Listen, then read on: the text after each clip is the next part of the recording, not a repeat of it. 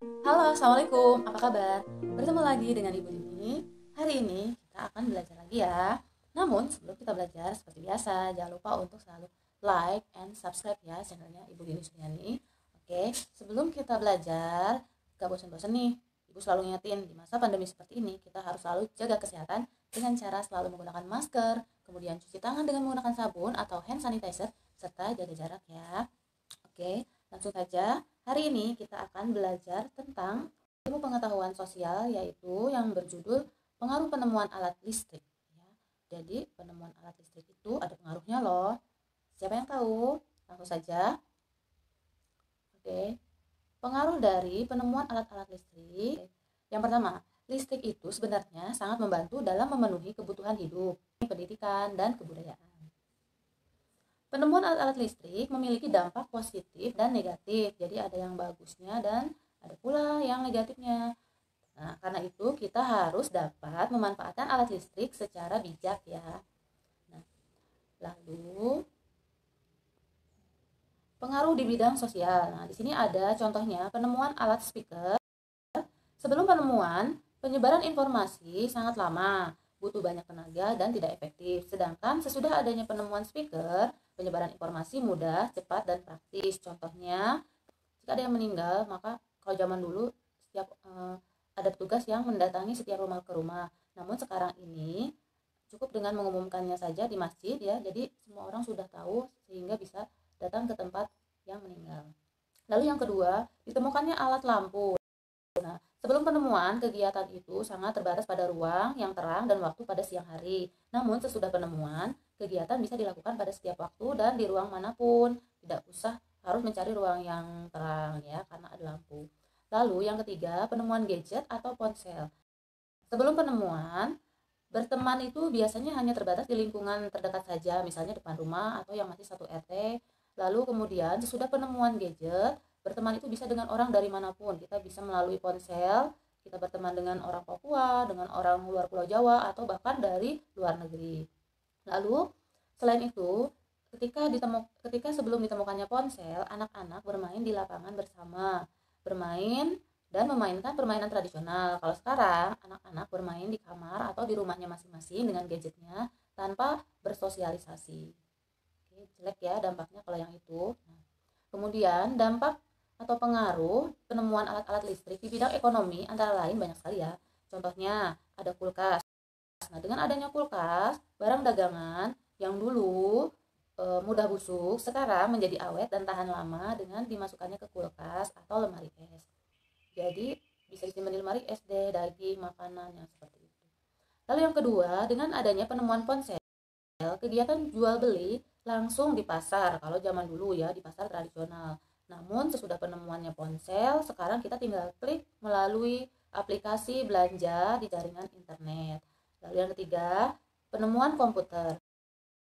Sebelum penemuan komputer, menghitung uang, pembukuan, dan transaksi jual beli itu manual. Semua ditulis di kertas, di buku ya. Namun sekarang penghitungan uang, pembukuan, dan transaksi jual beli itu sangat praktis dengan menggunakan komputer.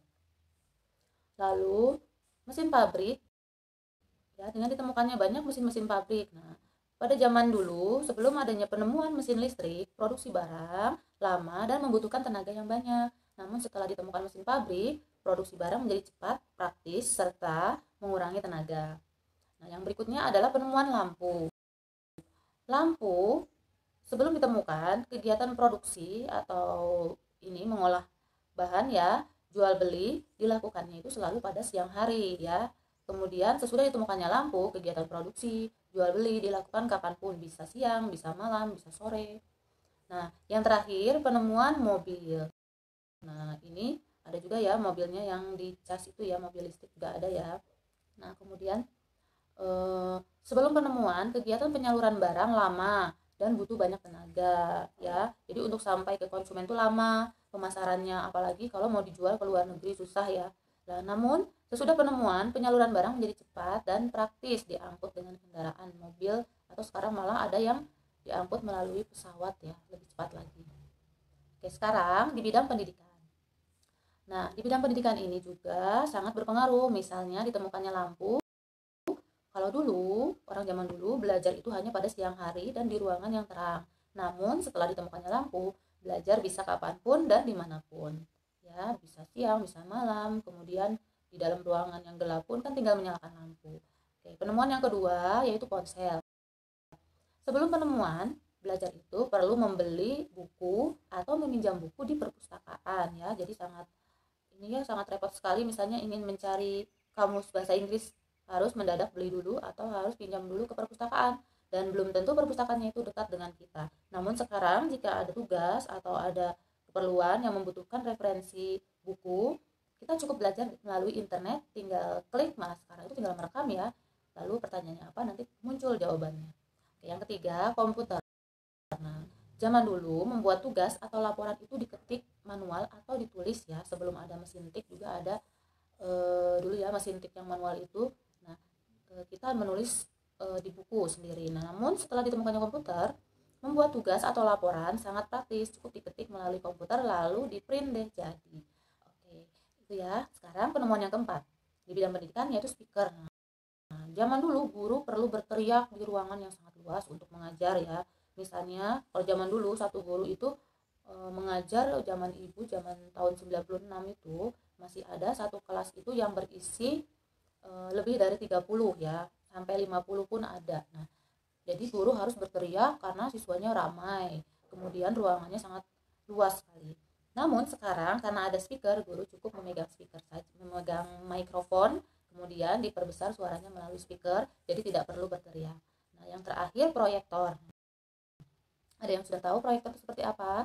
Nah, misalnya ketika guru menjelaskan lalu memperlihatkan gambar atau video di dinding. Nah, biasanya menggunakan laptop ya atau komputer ini ya, laptop, kemudian disambungkan ke proyektor dan kita bisa melihatnya di dinding atau di layar putih ya. Nah, zaman dulu siswa hanya belajar manual, hanya mendengarkan guru, ataupun kalau misalnya ada gambar, gurunya mendadak menggambar di papan tulis atau menggunakan alat peraga seperti poster. Nah, namun sekarang siswa bisa belajar dan melihat gambar atau video di kelas dengan menggunakan proyektor. Sudah canggih ya. Oke, itu adalah pengaruhnya di bidang pendidikan. Yang selanjutnya di bidang budaya. Nah, di bidang budaya ini juga banyak sekali penemuan dan pengaruhnya. Sama, tadi ada lampu. Nah, yang pertama lampu. Sebelum adanya lampu, pementasan tari atau pementasan kesenian selalu dilakukan pada siang hari. Namun sesudah penemuan, pementasan dilakukan kapanpun. Bahkan sekarang juga banyak ya yang pementasan malam hari, karena ketika siang hari mungkin beraktivitas bekerja, maka biasanya malam-malam pentasnya. Kemudian yang kedua ponsel. Pertukaran budaya, mempelajari kesenian perlu sekali adanya guru. Jadi dulu itu ya perlu ada guru jika ingin menari Mariam Tomong misalnya atau menari Indang, harus ada gurunya. Sekarang pun memang masih perlu guru ya, hanya saja kita bisa tinggal klik di medsos ya atau di internet, di YouTube ya, seperti kemarin yang video tari Indang Ibu kemarin. Kalian dimanapun bisa mempelajari tari Indang, cukup dengan mengetik tari Indang. Nah, kalian akan bisa mempelajari tari Indang melalui YouTube. Nah, itulah dampak dari ponsel atau gadget ya. Jadi sangat memudahkan sekali pertukaran budaya dan mempelajari suatu kesenian. Lalu penemuan ketiga adalah komputer. Nah, komputer ini sebelum penemuan mempelajari budaya itu terbatas, namun sesudah penemuan komputer mempelajari budaya tidak lagi terbatas ya. Melalui komputer yang disambungkan dengan jaringan internet, kita bisa mencari kesenian-kesenian daerah lain, lalu mempelajarinya serta mengkreasikannya atau mempraktikannya. Oke, selanjutnya ditemukannya speaker. Nah, speaker. Dulu itu musik hanya terbatas pada suara alat musik. Jadi kalau menggunakan gitar ya suaranya ya hanya sebatas ya suara gitar itu maksimalnya. Namun sekarang musik pengiring tari bisa terdengar lebih keras dengan menggunakan speaker. Lalu yang terakhir alat musik digital. Nah, alat musik terbuat dari bahan alami kalau zaman dulu ya, dimainkan langsung, kemudian perlu memainkan banyak alat musik sebagai pengiringnya. Zaman dulu itu ya alami dari bambu seperti angklung untuk membunyikan do re mi fa sol la si do nya, jadi ada kayu do nya sendiri, re nya sendiri, da mi na ti la da ya. Kalau alat musik daerah itu da mi na ti la da. Kemudian ada alat-alat lain lagi yang dari bambu seperti seruling yang harus ditiup, membuatnya dari bambu. Nah, sekarang ini suara seruling bisa kita dapatkan cukup dengan membeli organ saja maka bisa mengiringi musik seorang penyanyi ya. Jika di organ itu kan kalau ingin menyanyikan lagu dangdut tinggal kita ada settingannya di dalam organnya, bisa nyanyi dengan diiringi lagu-lagu tertentu yang sudah ada di dalam organ tersebut, tinggal pengiring organ itu menambahkan nada-nadanya. Nah, lalu kalau zaman dulu itu kita ingin menarikan misalnya tari jaipong, maka harus ada sekelompok pengiringnya, jadi harus melibatkan banyak orang. Namun sekarang cukup dengan rekaman di tip atau di MP3 saja ya, tidak perlu mendatangkan banyak orang untuk memainkan musik, kita bisa menarikan suatu tarian daerah. Yang terakhir yaitu di bidang kesehatan. Penemuannya banyak, sama seperti tadi, misalnya penemuan lampu. Nah, pemeriksaan kesehatan operasi dilakukan pada siang hari. Namun setelah adanya lampu, pemeriksaan bisa dilakukan kapanpun dan dimanapun ya, maksudnya itu di ruangannya dimanapun, mau di dalam ruangan kecil atau di ruangan yang terbuka. Nah, itu bisa karena adanya lampu. Kemudian apalagi yang untuk ini ya, untuk memeriksa gigi di dalam ruangan mulut ini supaya lebih jelas kan perlu cahaya lampu ya. Oke. Yang kedua, ditemukannya ponsel. Nah, dulu untuk mengetahui cara pengobatan harus konsultasi ke dokter. Jadi kita harus datang, antri, lalu diperiksa dokter dulu, baru kita diberikan resep obatnya. Namun sekarang cukup dengan melalui internet, kita memiliki gejala apa, misalnya ini gejala kalau penyakit mual misalnya, atau pusing, hanya penyakit-penyakit ringan ya, tapi tidak semua penyakit bisa kita cari obatnya di internet. Misalnya penyakit-penyakit ringan, ini obat tradisionalnya apa, atau obatnya apa, seperti itu. Lalu yang ketiga, ditemukannya komputer. Nah, untuk menyimpan data biasanya itu ya, data pasien atau rekam medis biasanya manual ditulis, sehingga suatu rumah sakit atau puskesmas memerlukan buku-buku yang sangat tebal. Makanya ketika kita daftar, kita biasanya diberikan kartu lalu dicari dulu rekam medisnya. Nah, namun sekarang cukup dengan menyimpannya di dalam komputer, jadi segalanya cepat dan mudah. Nah, yang berikutnya penemuan ronsen. Nah, alat ronsen ini ya, kalau zaman dulu jika patah tulang, biasanya tabib itu memeriksanya dengan merabanya, sehingga sakit sekali ya, jadi harus lama untuk mengetahui di mana nih ada patah tulangnya atau keretakan tulang ya. Namun sekarang cukup kita diam saja dengan difoto melalui foto ronsen, akan ketahuan bagian mana yang patah. Yang kelima, defibrilator. Nah, defibrilator ini adalah suatu alat pacu jantung. Zaman dulu kalau ada yang terkena serangan jantung, dengan manual ya menekan dadanya itu. Nah, seperti yang di film-film ada ya, 1, 2, 3.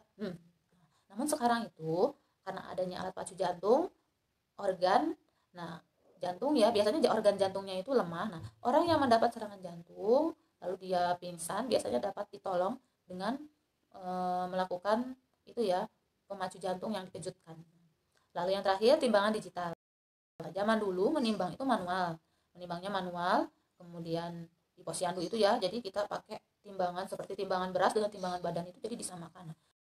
Kalau sekarang menimbang badan cukup dengan ada yang kotak itu ya, timbangan digital bisa dibeli di toko-toko sekarang. Cukup dengan kita berdiri di situ sudah terlihat tulisannya secara digital. Nah, kemudian zaman dulu menimbang obat dengan menggunakan neraca analitik ya, neraca analitik yang cukup rumit untuk timbangan misalnya dosis obat yang hanya skala miligram.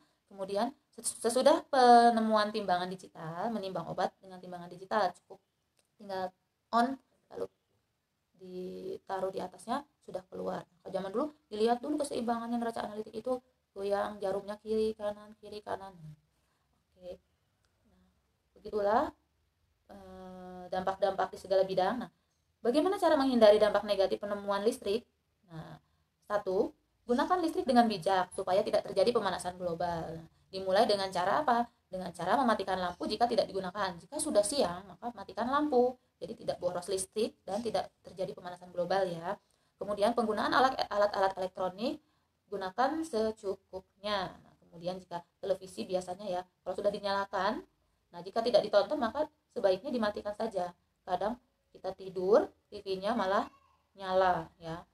Oke, yang selanjutnya yang kedua, kurangi kegiatan menatap ponsel atau komputer yang sangat lama agar tidak merusak mata. Jadi beberapa, misalnya kalau sudah 1 jam, karena kita selalu matanya melihat ke yang dekat, jangan lupa untuk melihat ke yang jauh.